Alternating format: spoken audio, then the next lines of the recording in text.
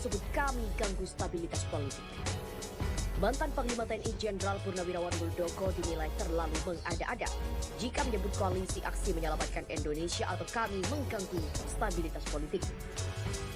Di sisi lain, pernyataan Kepala Kantor Staf Presiden itu seperti mengkerdilkan potensi sumber daya manusia yang dimiliki oleh negara seperti BIN, TNI, dan Polri.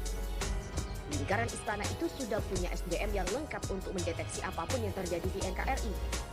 Kata Direktur Eksekutif Kajian Politik atau KPN, Adib Miftahul kepada kantor berita politik Erwol. Padahal kata Adib, apa yang dilakukan oleh Gatot Nurmantio melalui kami hanyalah bagian dari menegaskan jika sistem demokrasi di Indonesia sehat. Di sisi lain, kebebasan berpendapat dan berekspresi dijamin oleh undang-undang.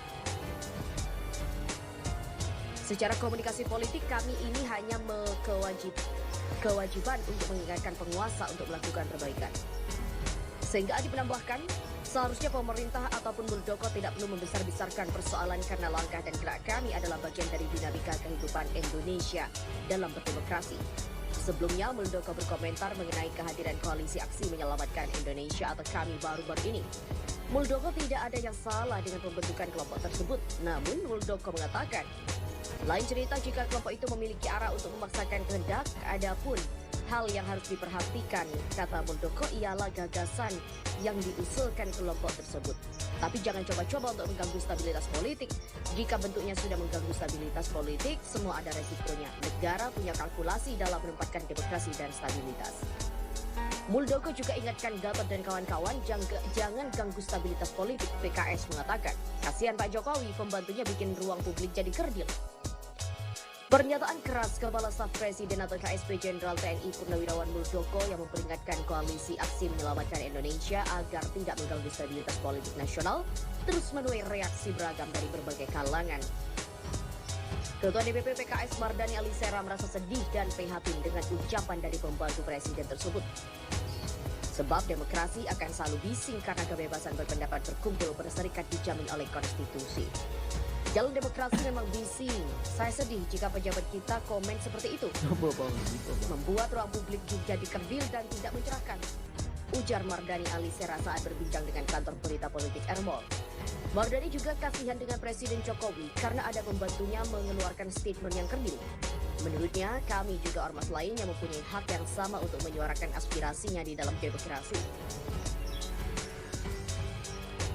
Diberitakan sebelumnya, Kepala KSP Muldoko menyebut keberadaan kami yang belakangan harus mendeklarasikan diri dan di sejumlah daerah hanya sekumpulan orang yang memiliki kepentingan. Salah satu presidium kami, Jenderal TNI Purnawirawan Gatot Nurmantio, sering menghadiri acara kami di daerah dan beberapa kali mendapatkan penolakan. Muldoko tidak menampik keberadaan kami membuat suhu politik memanas, oleh karena itu pihaknya tak mau ambil pusing dengan sikap yang berlebihan. Sementara itu, kami di tengah lautan persekusi. Fadi Rashid mengatakan, 18 Agustus kami deklarasi ditutup proklamasi.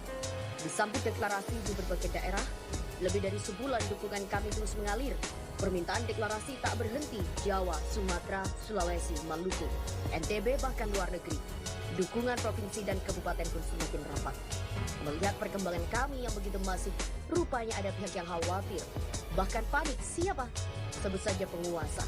Jelas dan gamblang, ini jadi sarana komunikasi yang biologis.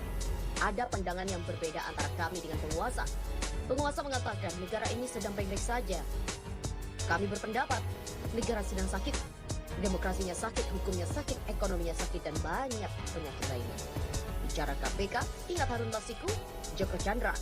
Dan perubahan undang-undang KPK, bicara aparat teringat operasi mereka di Pilpres. Bicara ekonomi, sekarang minus 5,32 resesi ekonomi mengingatkan kita pada PHK. Bertambahnya jumlah para pengangguran dan orang-orang miskin. Bicara demokrasi, teringat banyak persekusi. Ini masalah, kata kami. Jadi jangan pura-pura nggak ada masalah. Kami lahir sebagai tuntutan tanggung jawab kebebasan, kebangsaan untuk membantu pemerintah menyelamatkan negeri dari berbagai masalah itu. Yang penting pemerintah jujur, apa adanya, jangan ditutup-tutupi, jangan ada dusta di antara kita.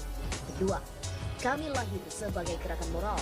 Penguasa menganggap itu gerakan politik, bukan memperbaiki tapi mau mengamputasi. Oh ya, trik sekali bahasanya. Bergantung penyakitnya, jika diare perlu diobati, tapi jika diabetes dan sebagainya, anggota tubuh sudah membusuk. Dokter biasanya menyarankan untuk diamputasi. Maksudnya, ini bicara medis, tapi teori medis sering pula berlaku di dunia sosial dan politik. Jika dianggap sebagai gerakan politik, maka penguasa merasa ini perlu diantisipasi. Takutnya, gerakan ini akan melakukan upaya amputasi. Satu sisi, berkumpul berorganisasi dan menyatakan pendapat itu hak yang dilindungi konstitusi. Di sisi lain, menguatnya organisasi bisa jadi ancaman bagi penguasa yang sedang dililit masalah pandemi dan resesi ekonomi. Kami, gerakan yang dipimpin oleh dua tokoh organisasi terbesar NU Muhammadiyah, yaitu Din Samsudin dan Rahmat Wahab, dibantu Gatot Nurmantio dari militer, semakin hari semakin kuat karena semakin besarnya dukungan. Sementara, penguasa makin melemah karena pandemi COVID-19 yang tak ditangani secara tepat membuat semakin sulit situasi ekonomi. Dilarang deklarasi kami itu bagian dari hak berekspresi yang dilindungi konstitusi. Dibiarkan makin menghantui. Posisi ini menyulitkan bagi penguasa, maka terjadilah kepanikan. Adanya kepanikan menunjukkan ketidakmampuan penguasa membangun komunikasi yang baik dengan pihak-pihak yang dianggap berseberangan, termasuk kami. Selama ini, penguasa merasa sangat kuat, cukup percaya diri, semua resources masih normal, instrumen kekuasaan ada di genggaman dan bisa dikendalikan. Pukul sana, pukul sini biasa saja. Upaya persekusi dengan cara nabok nyilih tangan hanya efektif jika dilakukan oleh penguasa. Ketika masih dalam konstitusi sangat kuat, Orla dan Orba melakukan itu, tepatnya represi, tapi keduanya jatuh ketika ekonomi terpuruk. Saat ini kita bicara tentang ekonomi yang semakin terpuruk. Semua menyadari ini artinya imun penguasa sedang rentan.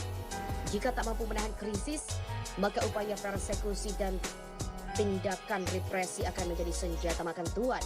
Menyerang balik di sana, imun betul-betul melemah karena dihajar krisis ekonomi. Situasi ini kemungkinan terjadi amputasi. Beda jika penguasa melihat kami sebagai gerakan moral, dirangkul dan diberi ruang untuk berekspresi. Tak ada persekusi, tentu ini akan menenteramkan situasi.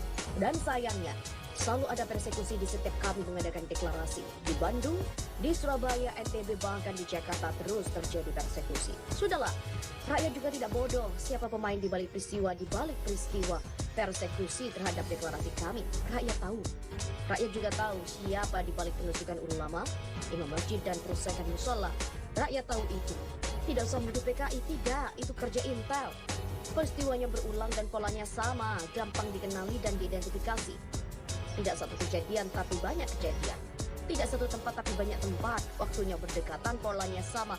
Itu kerja dan operasi orang-orang profesional. Mereka yang kendalikan gerombolan berbayar dan orang gila mendadak. Untungnya, kami tidak terpancing makin terus diprovokasi. Ini semakin matang. Yang harus terus mampu ditujukan oleh kami. Agar publik tetap melihat bahwa kami betul-betul gerakan moral, bukan gerakan makar. Sekali terpancing ada dasar hukum untuk membubarkan kami dan menangkap para tokohnya. Ini pola lama. Hampir setiap rejim yang lama berkuasa melakukan pola ini. Tindakan represi dan praktek persekusi adalah bagian yang akan menguji ketahanan dan ketangguhan kami. Mampukah kami tetap bertahan di tengah lautan persekusi itu? Jika mampu, kami tidak saja akan terus berlimpah simpati, tapi mampu menyiapkan diri jika secara alamiah terjadi proses amputasi. Jakarta, Oktober 2020.